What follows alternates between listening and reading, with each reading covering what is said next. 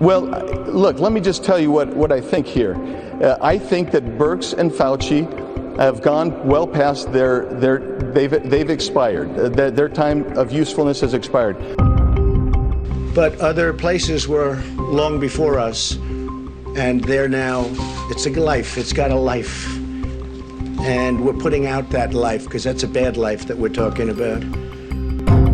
Hey, this summer, when you're being inundated with all this American bicentennial 4th of July brouhaha, don't forget what you're celebrating, and that's the fact that a bunch of slave-owning, aristocratic white males didn't want to pay their taxes. Yeah! Hey everybody, welcome to the Muckrake Podcast. I'm your co-host, Yates Sexton. I'm here as always with Nick Hauselman. I don't even know how to properly begin this. There's so much happening today. That unfortunately is one of the side effects of living in the Trumpian era of American politics. It's just flooding the zone. So much to keep track of. But the first things first, we have to talk, Nick, about the fact that coronavirus is spiking all around the country. In more places than it's not. It's disrupting things all over again. It's actually worse than it was in the very beginning. We're being told by experts that perhaps we're looking at an escalation that is going to be even worse than what we've seen so far in terms of not just infections but tragedies. It's a really hard thing to stay on top of. Yeah. You know, it's interesting. It's a culmination of a lot of things, too. We've seen some reports that show that there didn't seem to be a connection between spiking and the protests. But I just feel like rationally it's hard to swaddle that because there's so many people who were out. Now, I would say, and I kept my close eye on it, there were a lot of masks, and it was outside. So in theory, there should have been some mitigating circumstances there. But it also coincides with the premature opening of businesses in a lot of these states as well, which seems to be an easier way to track whether that spike is connected to that. So a perfect storm, and then also a perfect storm of people who simply, on the political lines, won't wear the mask when in the face of the science every day coming out showing more and more connection to mask wearing being the real critical factor here in stopping the spread. I mean, we talked about this, back during and by the way, it's so funny. The protests are still going.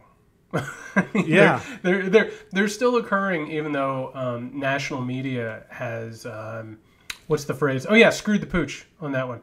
And instead, what we've actually seen is that local media and independent journalists have picked up the baton to show everyone that these things are still going on, and of course that protesters are being brutalized. But we talked about it. It wasn't just that the protest would necessarily spread the thing. It was the fact that people thought it was necessary to put themselves at risk in order to protest injustice. Mm-hmm. And obviously there's been some spread from that, even though studies have shown that maybe it wasn't as bad as what other people thought.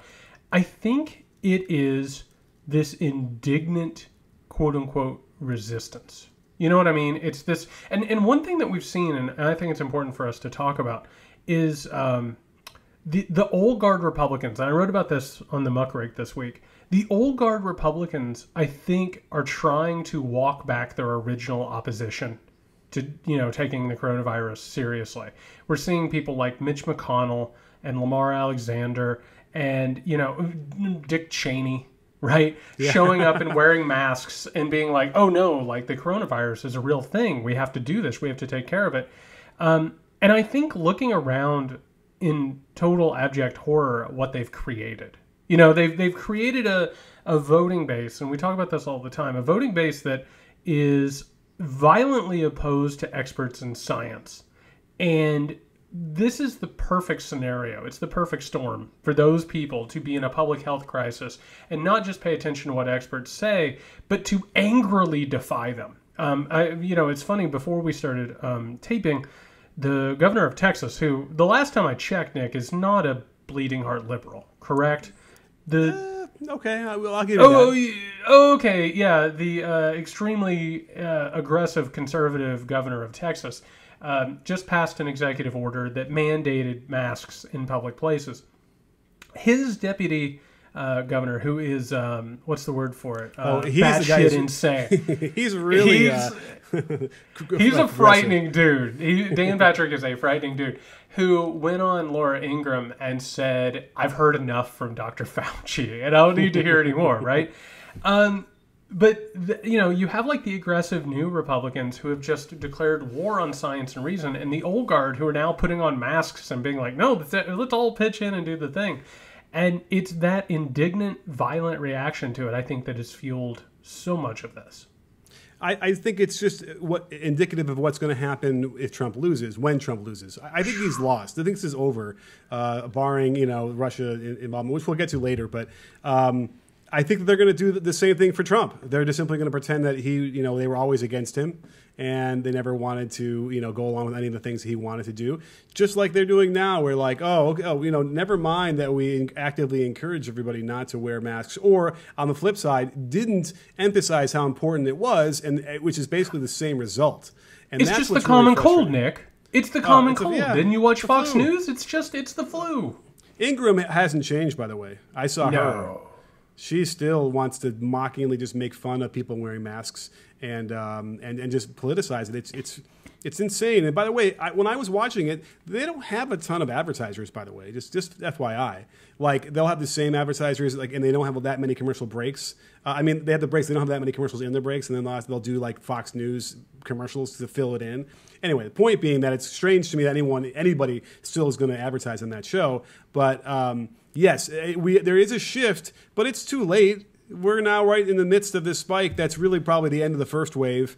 Anything that you thought was going to happen that you could plan in August, September, October is now canceled without question. And that will bring us through the end of the year anyway, because there's probably going to be a resurgence due to the cyclical nature of this thing anyway. Well, I'll start here. I'm really glad that you brought up Ingram and their advertisers. Have you watched Tucker Carlson recently? Have you caught any of Tucker Carlson? I haven't, believe it or not. Okay, so for our listeners, for anybody who has seen the movie Network, and the character of Howard Beale, who loses his mind and starts believing that he is receiving messages from God, Tucker Carlson is in receiving messages from God mode right now. Like, it is just unbridled, paranoid, violent white nationalism. It is just turned into really one of the most insane hours of TV that you can watch every night on American television. But there is a bridge that, and of course this all started with Fox News, and we were making light of it, right? About how it's the common cold, it's not really a danger. I mean, studies have now shown that Fox News has killed people. Right. Like, literally killed thousands of Americans at this point. But Jared, you just called Tucker Carlson's hour one of the most batshit crazy hours on TV. But you're not even saying who leads into that hour before him, and Hannity, and then you have Ingram. I mean, it's a triple crown, man. Well, and it's a bridge, right? So Fox News is the glitzy sort of red pill into everything else, right? So Fox News gives this sort of, antisepticized New World Order conspiracy theory, right? White America is under attack by traitors and all this stuff. They won't come out and say that, but they'll sort of say it. The next thing that you know, so if you tell all these Americans who listen to you that the pandemic isn't real, well, the next question that people ask is, well, if it's not real, why are Democrats and everyone else worried about it, right? And then all of a sudden, it gives room for an answer, which is what Fox News never gives, right? The only thing Fox News ever gives towards an answer is go out and vote for a Republican in the next election, right? But the answer to all those questions is always filled by extremists. So it's filled by plandemic, right? It's filled by white supremacists. And I've been keeping an eye on the white supremacy beat, and let me tell you something. The radicalization right now is off the charts. And the way that it starts is it's like white privilege, and then all of a sudden it's talking about rioters and looters, and the next thing you know, it's just like, we have to protect our civilization, just like straight neo-Nazi shit. And so what you end up having is this domino effect where Fox News says it's not real, and these other people provide the answers. Those people aren't coming back. They're not suddenly, I mean, like, we've heard it, right? Everyone's like, oh, a mask is actually a way to strangle people, and it keeps the carbon dioxide or monoxide or whatever in the hell they're saying in, and it makes you die, and it's actually a way to restrict you. And there's even videos out there that are like, oh, if you wear a mask, you'll enter a suggestive state, right? Where the deep state can control your brain.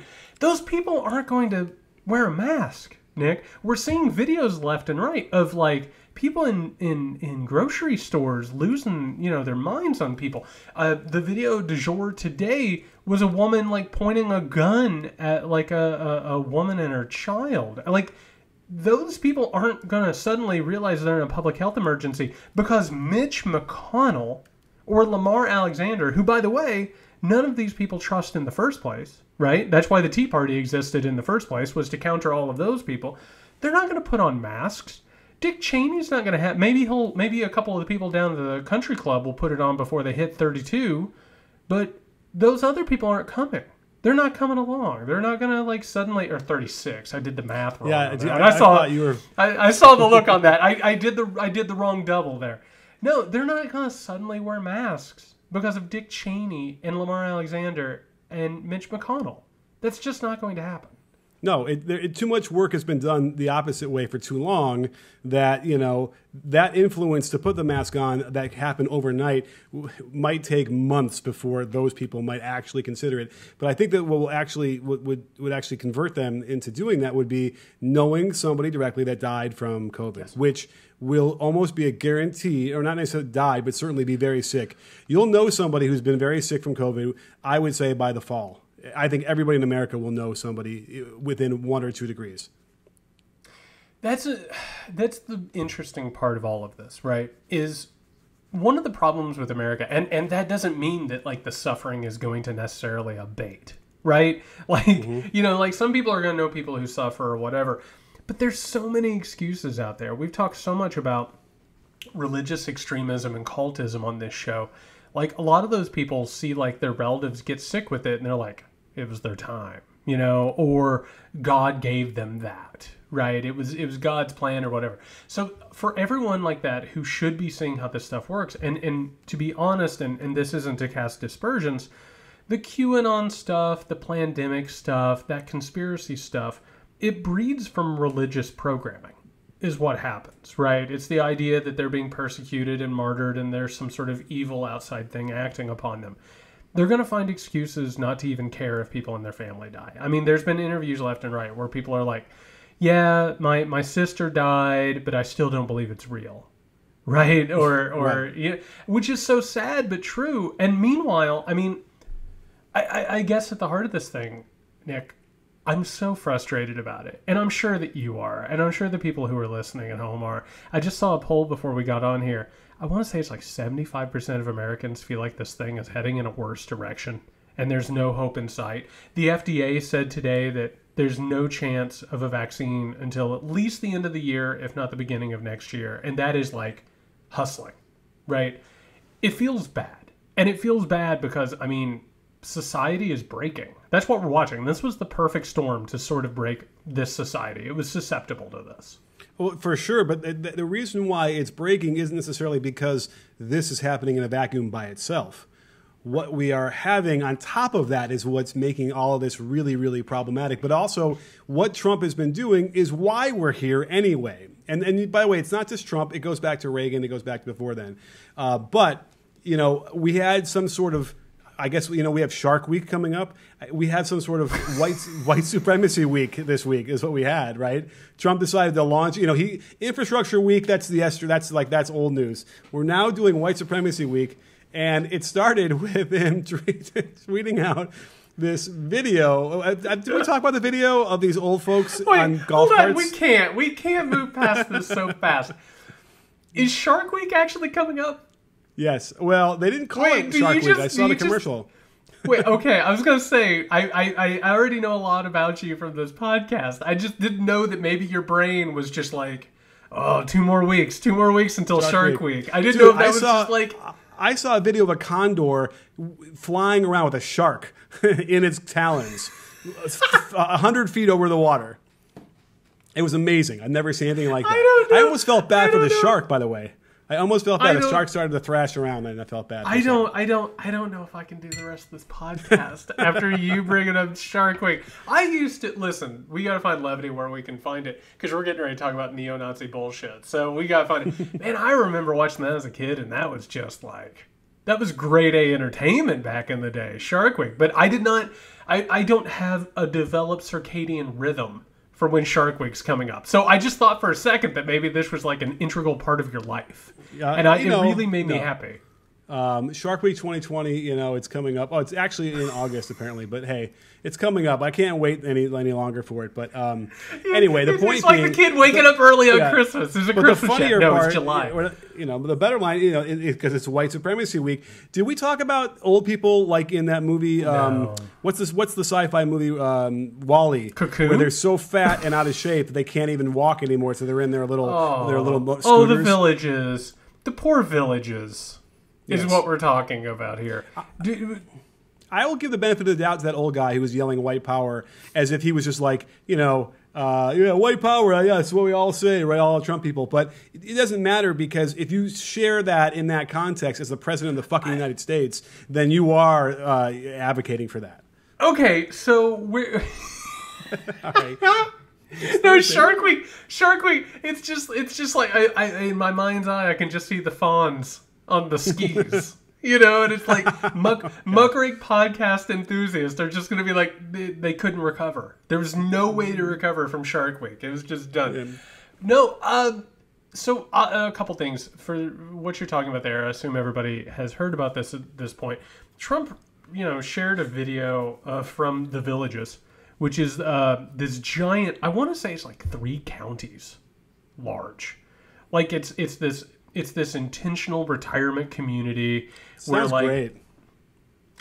where they've done all these profiles of, and they keep finding these retired older white people who are like, we just want an America like the 1950s. And it's like, oh, what happened after the 1950s, right? Oh yeah, that's right, the whole civil rights thing. And whoa, you could say what happened during the 50s if you want to. That's exactly right. So by the way, let me just throw this in there. I think the last time America was great, like for a minute when we got into World War II. I feel like that was the one minor time where we really were great. Other than that, I think Asian Americans might disagree with that, but I hear you. That's true too. There are problems right before World War II, during World War II. I mean, we're going to talk hopefully a little bit about Independence Day before we sign off. Like, it's hard to say that anything is ever great. You know what I mean? Like infallible or great or perfect. It's a mindset that has no relationship to reality. But so, Trump retweets this video, and like this guy in a golf cart just starts saying white power, which is disgusting on its face. Anybody who would just say that is just repugnant. I drew a little bit of friendly fire this week, because here's the truth. And by the way, Nick, you've known me for a couple years now, right? We've been doing this podcast. We've been talking politics. Am I a Trump apologist? No. Okay. Am I a vocal critic of Donald Trump? Yes. Okay. I do buy the explanation that he didn't hear it. I really do. I do. Okay. Because here's the thing. Okay, so this actually, we were going to talk about not just this, but we're going to talk about some other stuff that's going on in his campaign. There was a tweet. There's been a shirt. I mean, it is just like white supremacy, neo-Nazi rollout week, right? Do I think that Donald Trump literally reads and listens to everything that he retweets? No. I think his brain is so addled and messed up that he sees it's like, oh, they like Trump. Sure, I'll give that a retweet. The next thing you know, it's like, oh, that was a mass murder. Oh, well, we probably need to take that off, right? So there's a part of me that believes that maybe, even if he had the volume up, maybe he didn't understand it because his brain is scrambled. Yeah, they only said it 3 times in the video. But I know, but that 5 times to me, okay, but 3 no. No, the 4th time would have been the charm, right? I kind of feel like this is a situation, I actually think it's very indicative of Trumpism, which is, I don't think Donald Trump thinks he's a racist. I think Donald Trump really believes that he is a big-hearted, genuinely good person, but he's a realist, right? He sees things the way that they really are. But in fact, he is just like one of the most strident white supremacist in America today, which I actually think, if you track down the white power villages guy, he would tell you the same thing. I'm not racist. I just believe that whites should be proud or whatever. And it's just like, no, you just shouted a neo-Nazi slogan. You are a white supremacist. I'm sorry. So yeah, I drew some friendly fire for saying that. But that being said, I mean, the man's brain is like a wet Nerf football. Well, here's the thing. This gives him an opportunity to then denounce that, and he won't do it. And that's the thing. And I predicted right away, he's going to delete the tweet, and then that's going to be his denouncing of it. And that is... Hold on. Did you hear their official explanation where they were like, well, we would have deleted it quickly, but he was out on the golf course and we couldn't get a hold of him. Did you hear that? Oh, yeah, because, you can't disturb a president of the United States when he's playing golf. The president of the United States of America. The only person with the capability of launching nuclear weapons or a counterstrike against a nuclear attack. They couldn't get a hold of him, Nick. I don't know about you. I'm sleeping great. I'm sleeping great lately with things like that. Maybe that isn't a bad thing. Let's let him be out of the loop for a while. Seriously, right? I wish he'd play golf the rest of his term. Wouldn't that be great? It'd be great. Just play golf every day, all day. Let him That'd do be fine it. with me. I'm sure he'd be happy with that. He doesn't like this job. He hates this job. Yeah. I mean, what is he? He has one thing he does every day. He's lucky if his schedule has one thing. I love how they tweet out the presidential schedule, and they like to preface it by saying, not everything is on the schedule when it's released, but it is. That's the only thing he does all day. It's frightening. It really is frightening when you consider what he's supposed to be doing and what the traditional role of the president would be, and that you still have people who want to support him. But, he was busy tweeting out wanted posters of black people that he was thinking, I guess, were pulling down some statues, and the punitive punishment he wants to hand out to people for desecrating the statues is just. This is worse than having like some weed and going to prison for 40 years. I mean, he wants to give them 10, 15, 20 years for doing this kind of stuff. Again, he doesn't really mean it, right? He's just saying shit because he wants to appeal to certain people and sound tough. Right? They're never going to do that. But who knows at this point? I'm willing to believe whatever he says. Well, and that is the side effect of Trumpism, right? Like, he can say enemy of the people. He can say that Antifa are terrorist. He can say that Barack Obama committed treason, right? And whether or not, like, in his diseased, addled mind, whether or not he actually believes it, and I think he probably does. I think he's a really messed up dude. I really do. Whether or not the government will act on that is one thing. But there is a whole really unwell group of people supporting him who believe that they're in an invisible war. They do. They believe that they are soldiers in an invisible war, and they're being told by their leader who the enemies are. So if you just start outing and doxing a bunch of people at protests, right? Like, you're putting not just them in danger, but anyone who might look like them. You know what I mean? Because a lot of my God, I can't believe we're talking about this. I can't believe that this is a thing. The President of the United States is tweeting out wanted pictures of unidentified people. Who knows what they did? Nobody knows if they did anything, if they just got captured in like a thing. And that's the other thing. It's not like Donald Trump is sitting in the White House with his free time, copy and pasting, wanted poster pictures. And we were going to talk about this what do you call it? What do you call this shirt? It's a Nazi shirt. It's the Iron Eagle of the Third Reich, but it's made a Trump 2020 shirt that says America First, which was a fascistic movement in America, right? So I don't think Donald Trump.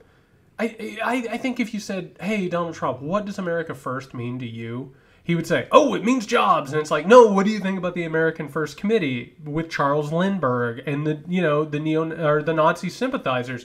And he'd be like, no, jobs. I don't think that he made that shirt, but he's surrounded by people who know this stuff, right? I mean, Stephen Miller is up to his ugly eyeballs in this stuff. He knows what this is. And just so in case it's hard to picture, I mean, the eagle itself is very similar to what you'd see on the Nazi propaganda. Those huge, they had these huge banners behind Hitler. And the key here is that the shoulders of the eagle kind of come up near the head and then the wings kind of go straight out away from them, versus a normal where the wings are outstretched and it's like, majestic, like what we normally see for America. And I remember somebody on Twitter was trying to say, well, I was in the Marines, we use eagles for everything like that. And there's an expert saying, oh yeah, here's your Marine eagle, which is how I described it, with like more majestic. And here is what they use, and here's what the Nazis use. And it's pretty clear. And then even down to the talons holding a circular insignia, which they put our flag in there on this one versus the swastika inside the German version. It's right. I agree with you that Trump never saw the design. He didn't see the design. It's going out there by other people, right?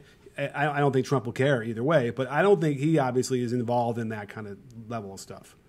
So somebody sent me the shirt picture. I want to say it was like 3 or 4 or 5 days ago, right? And they sent it to me, and they were like, "We talk about this, get the word out about this."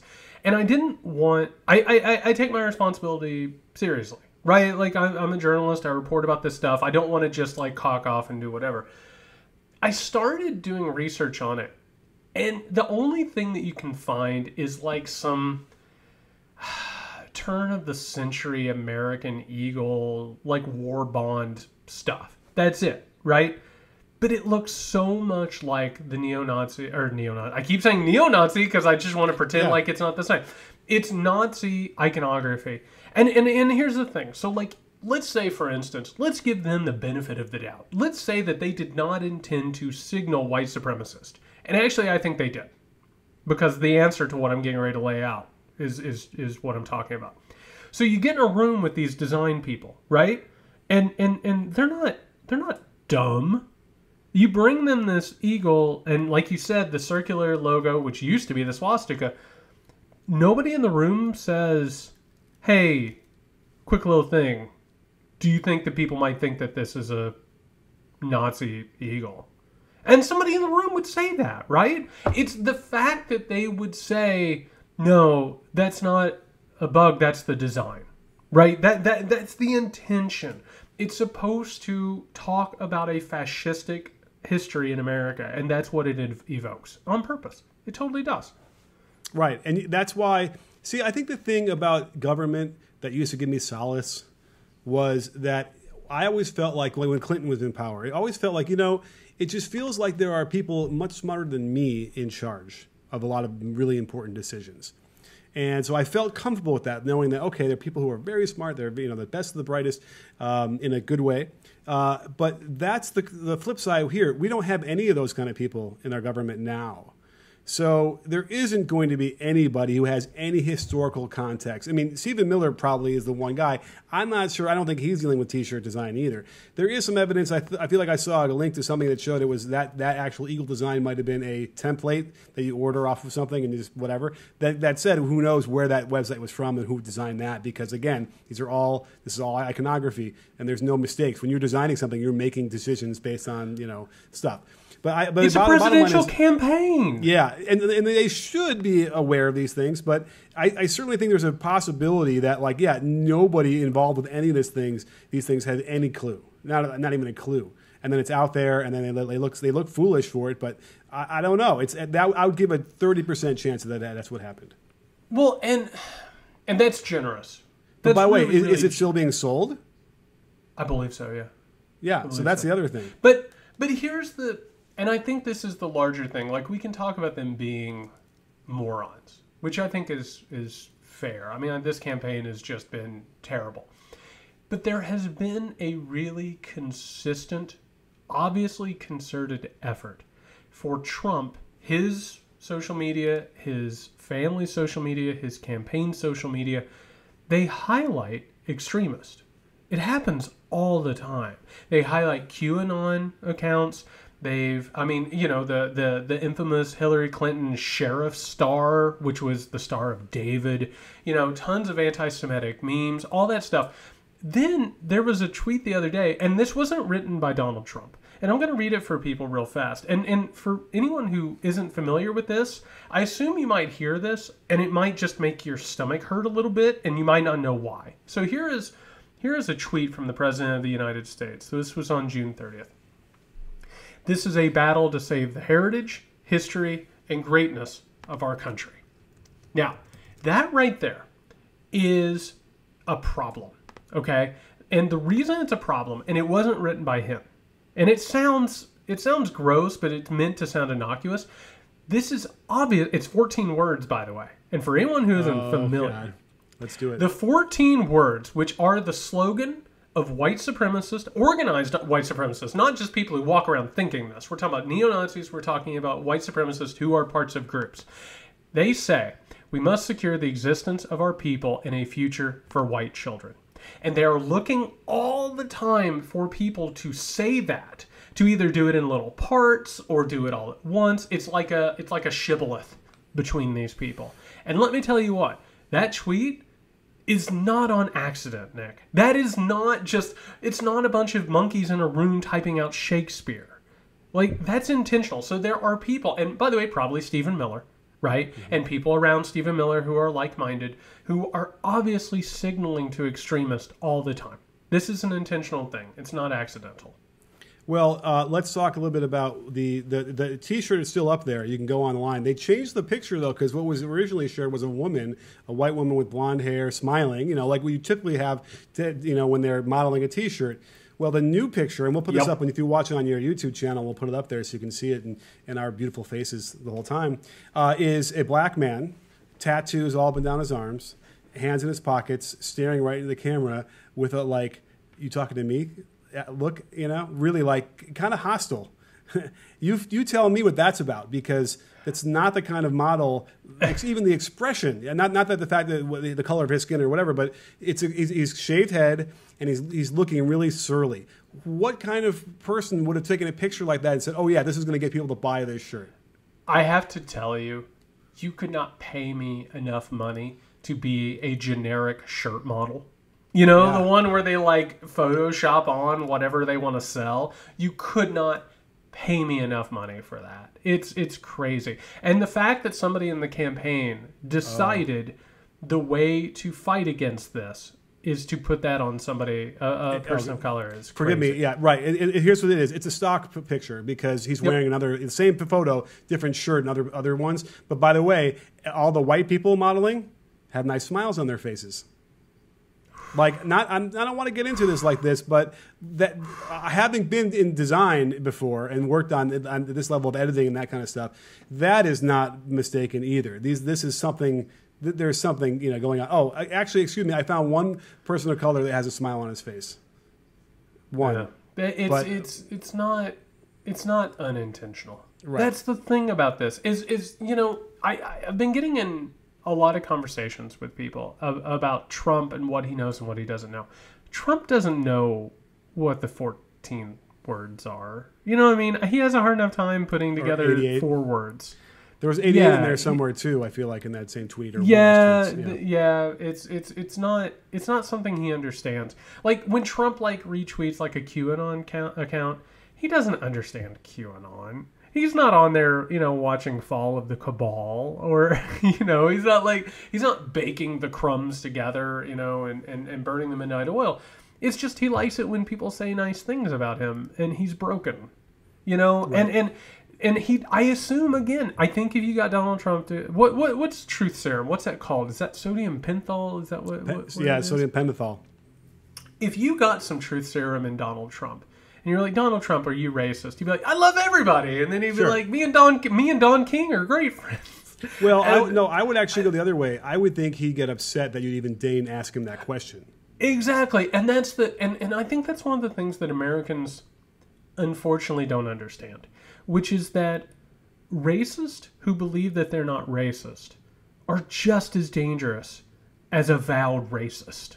Right? Because that's one of our main problems. Like, you find people left and right who are like defending the Confederacy, and they're like, oh, it's history, not hate. And it's like, no, you're in complete denial about what you're doing right now. And I know some people understand it, and some people will tell you that they're racist, but there are just tons who are delusional about it. And I think he's one of them.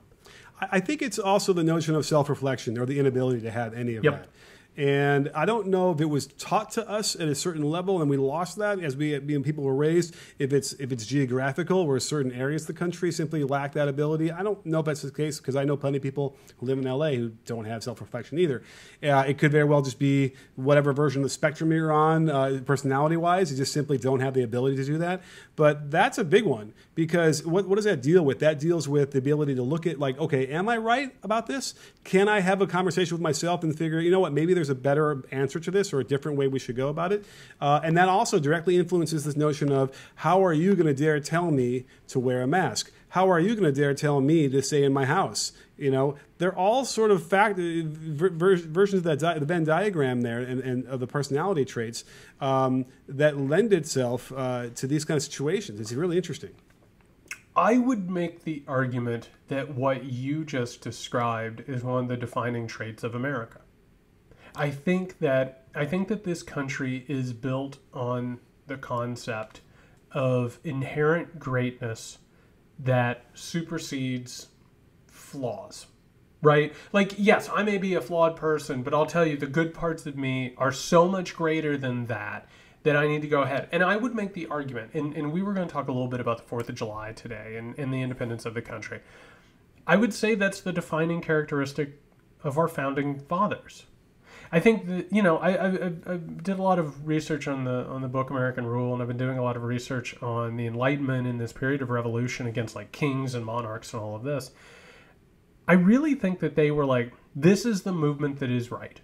But meanwhile, it was the self-reflection that you're talking about that was missing, which is talking about liberty and freedom while owning hundreds of human beings.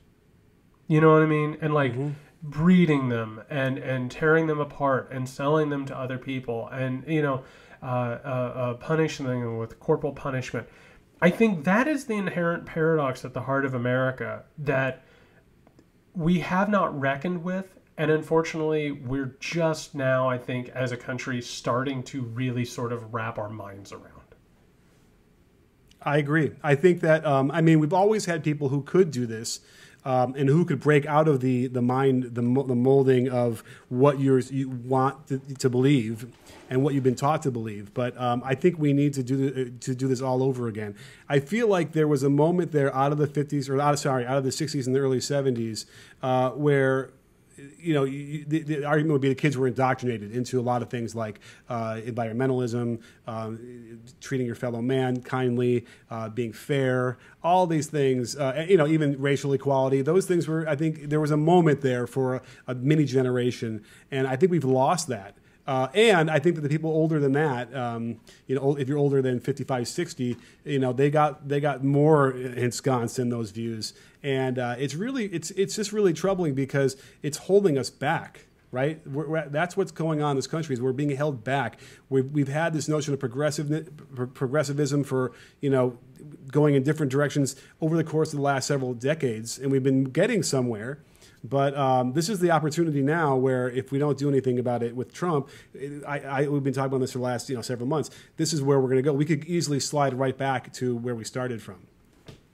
Yeah, you know, I spent a lot of time talking about sort of the religious myth of America. You know, it's sort of like a nationalistic religious ideology, and you know, so we're when you hear this, it'll be a day away from the 4th of July, which I've always loved. I come from like this small town that just like loved the 4th of July. I mean, we had like the biggest parade in the state, small town, giant parade and festival and all that stuff. You know, hot dogs, fireworks, the whole 9 yards. And it's now this day, because that in itself was a religious festival. I want people to think about that. You know what I mean? Where you're talking about like the founders as if they were like a group of holy people, like apostles, you know, bringing in the Holy Spirit. The truth is that we are currently still in the shadow of Reaganism. And Reaganism was a revival of the American religious mythology.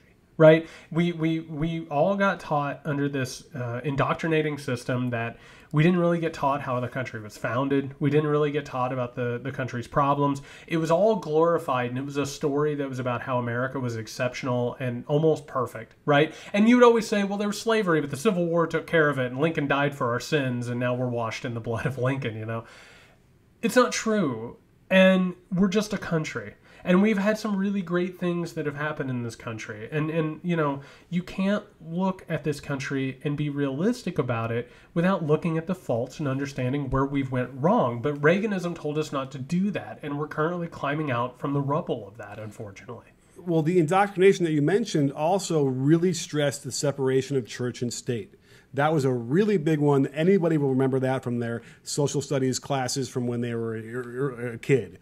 But the question I'm curious about is, in your research and about how the Constitution was founded and the country was born, I wonder if that really was a thing that the Founding Fathers really held dear, was to make sure, because if that's the case, they're rolling in the graves now because you're seeing these prayer breakfasts in the White House with the president.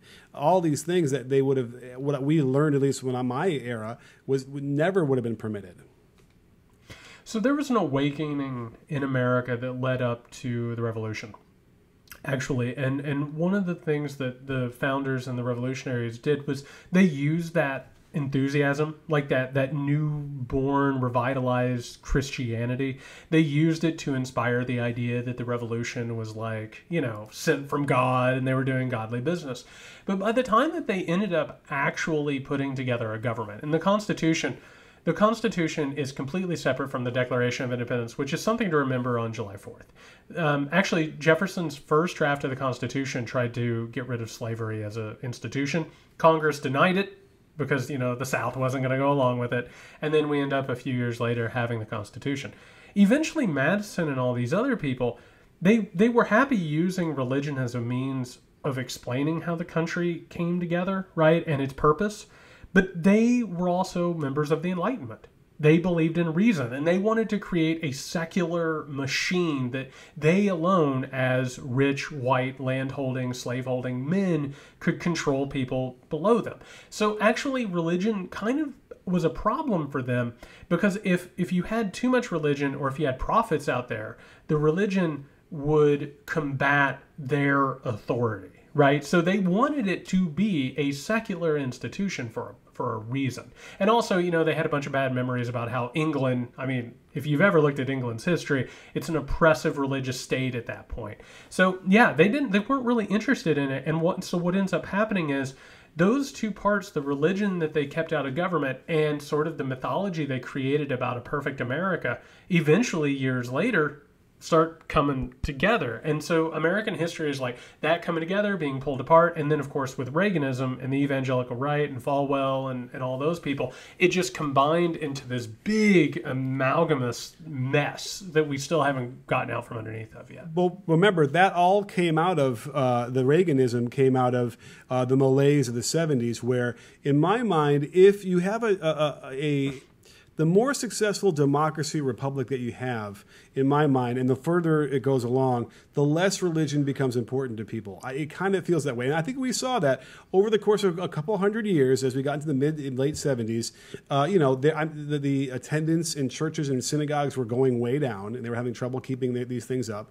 And I think that's what they ended up letting Reagan key into. He's like, well, look at these churches, look at these houses of worship. No one's going to them. No one's being religious anymore. And we're having a moral decay and all these different things. And that is why our country is so bad. And that's why our economy is going down the shitter. Those are the things I think that they were able to manipulate. Because we all know that no matter who you are, from the president to, you know, even if it's Osama bin Laden, they're going to manipulate their religion to their means. It's never about the actual religion, which is the sad thing about that when you're talking about these leaders of these countries and these places. So I think that's what we got out of that. We were moving towards getting farther and farther away from religion, and in some respects like a more pure version of what the republic should be. And then it frickin' needle scratched the record, and we're right back, you know, through the 80s, and here we are. There's a really interesting thing, and again, I can only speak to Christianity as someone who grew up in the church and in the teachings. There's a really interesting, dangerous feature in Christianity. It is a religion born out of martyrdom and out of persecution, right? The idea that the state will go against them and the idea that they're going to be eradicated. So you're exactly right. When attendance went down, it's like, oh, the world is insane and it's going to be, taken over by the devil and we're all going to be persecuted and martyred. But when Christianity gains power, an evangelical component that still has the martyrdom and the persecution complex is then like, we have to take over the world or else we will be persecuted and martyred. So it's like this give and take that certain parts, like the Dominionist, who are now in charge with Pompeo and Barr and Pence and all these people. So it ends up becoming this weird mutated faith, and it looks like other faiths.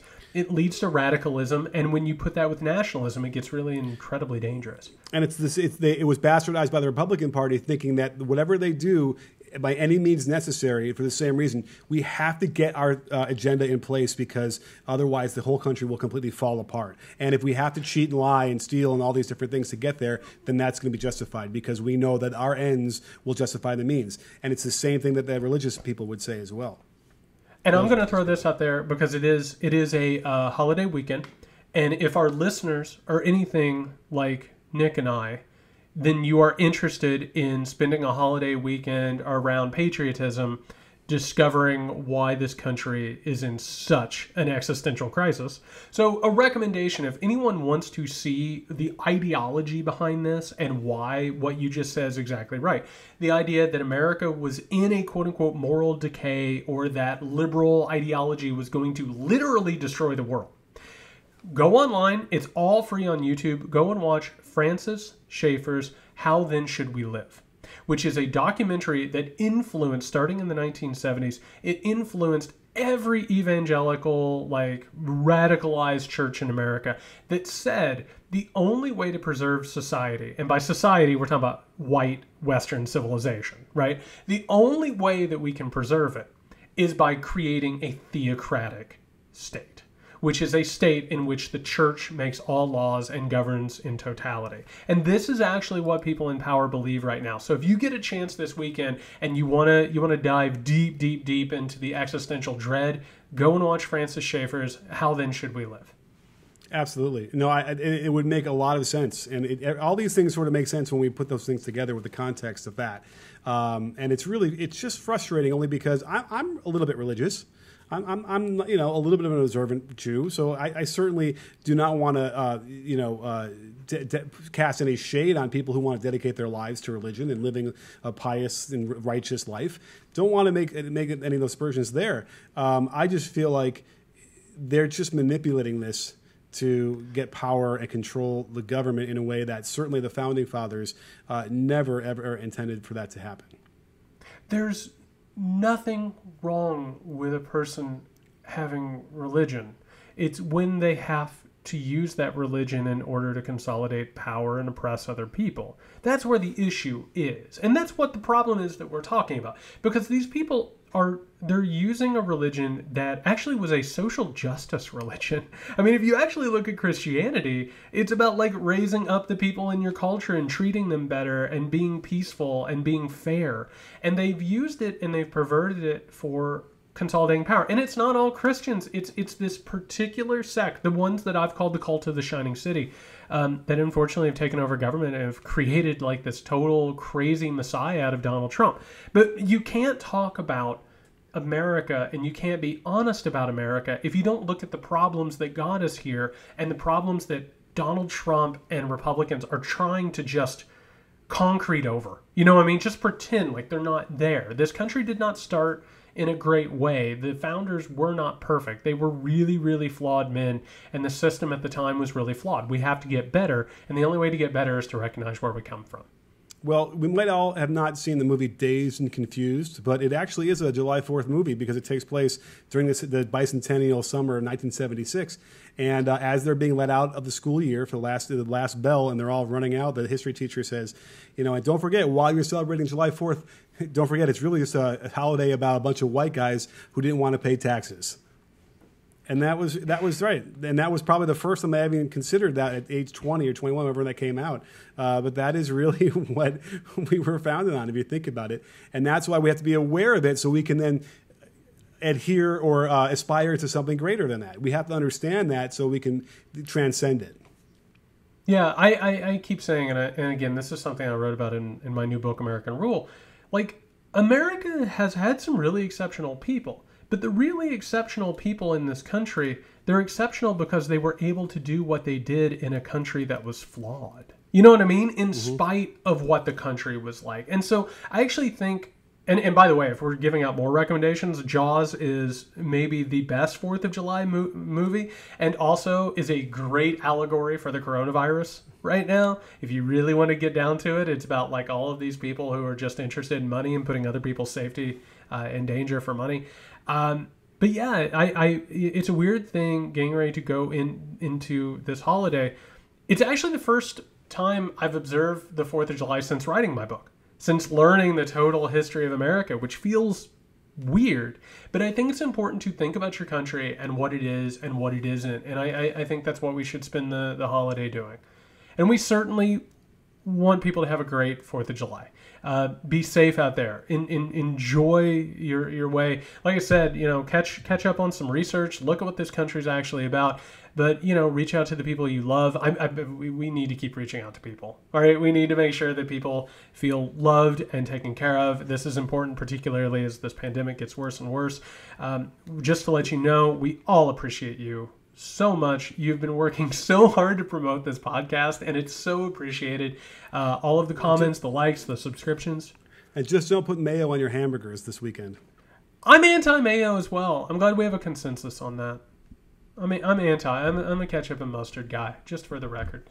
But yeah, we appreciate so much all of the support. We're growing by leaps and bounds, and it's because you have taken a role in this podcast, and we appreciate it so much. Every like, subscription, share on social media, word of mouth, it all really, really helps us. So thank you so much. Until next time, please have a great 4th of July. For Nick, you can find him at Can You Hear Me SMH. You can find me at JY Sexton. In the meantime, stay safe, everyone.